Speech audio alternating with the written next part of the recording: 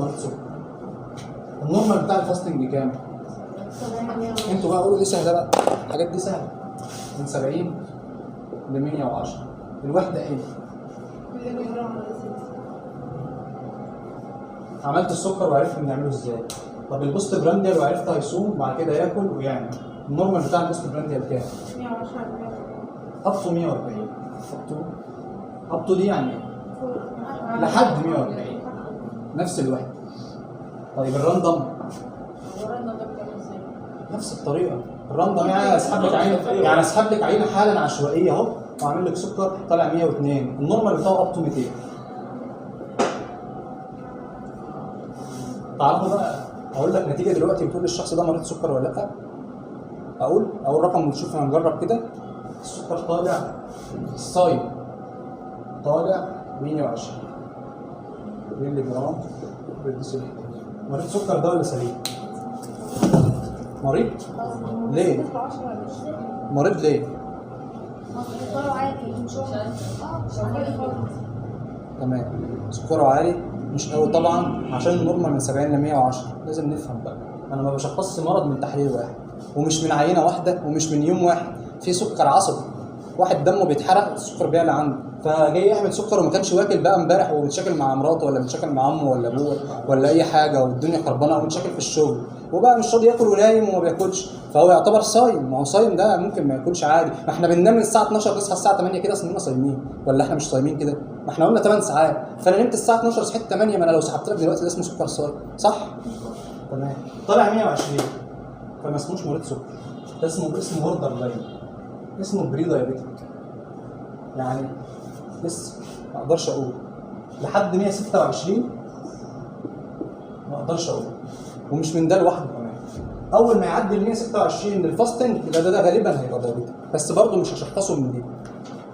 عملت البوست برانديال ده كان طالع 109 والبوست برانديال طالع 170. مريض برضه ولا مش مريض؟ هتقول لي واحد سليم نورمال واحد عادي، هشخصه من دي برضه؟ لا مش هشخصه من دي. هشخصه من ده؟ لا برضه. كل ده هم مع بعض لازم استخدمه، بس هي مراحل.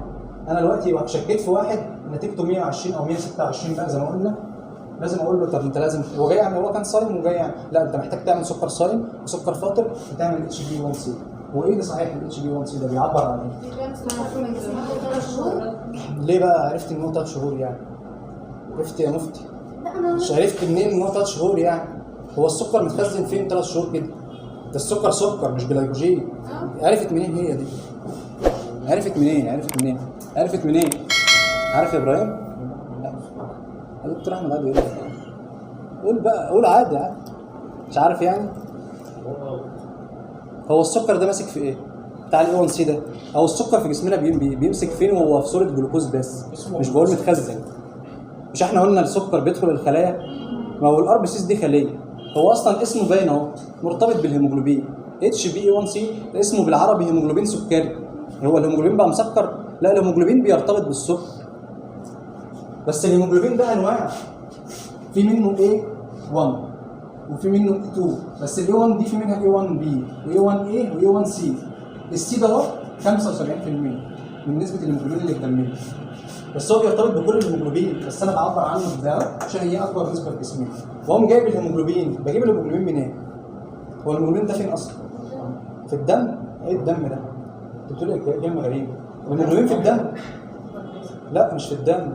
انت هيموجلوبينك في الدم كده اهو. انت نمتي صح؟ الهيموجلوبين في الدم ولا جوه حاجه؟ ده لو في الدم تموت يبقى عندك صفرة لانه هو كسر ويخلي دمك لونه احمر. الهيموليسيس هو جوه الار بي سيز، لو خرج بره الار بي سيز يعمل مشاكل. طيب يبقى اذا الهيموجلوبين جوه الار بي سيز. فانا اصلا في التحليل ده الاساس بتاعه ان كرة الدم الحمراء، انا قلت لك عرفت منين 3 شهور، يا السكر بنعبر عنه بده اللي بيعبرنا عن الجسم خلال 3 شهور كان عامل ايه مع السكر، لان ده يومي.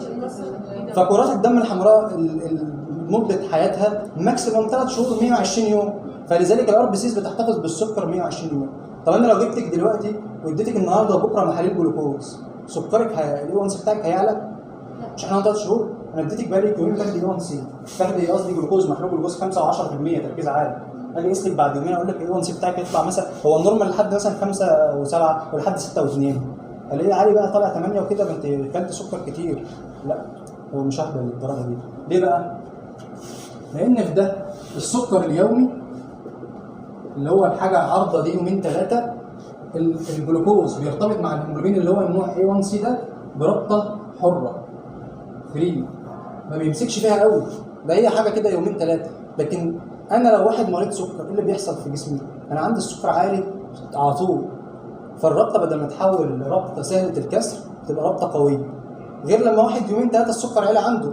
يعني لو واحد عالي عنده عارض غير لو واحد السكر عالي. فلما اجي اعمل A1C والاقيه 7.5، ما اقولش المريض وارد ان انت اتعصبت يومين ثلاثه والسكر عالي، لا، 7.5 دي معناها ان هو خلال الثلاث شهور اللي فاتت الدنيا بايظه عنده. صح كده؟ الاي 1 سي ده اهو له نورماليه، يعني ممكن يستخدم لحاجتين. لو واحد سليم واقول ان هو مريض يبقى له نورمال لحد ما قلنا 6 و2 كده، اه 6 و2. طب الواحد ده لو انا خلاص شخصته ان هو مريض سكر، بستخدم الاي 1 سي في ايه تاني؟ ما هو واحد بيتعالج من الانسولين والدكتور كل 3 شهور بيعمل له اي 1 سي. ليه بقى؟ ليه؟ مش بيديله انسولين مثلا او ايا كان نوع العلاج عشان يقلل له السكر؟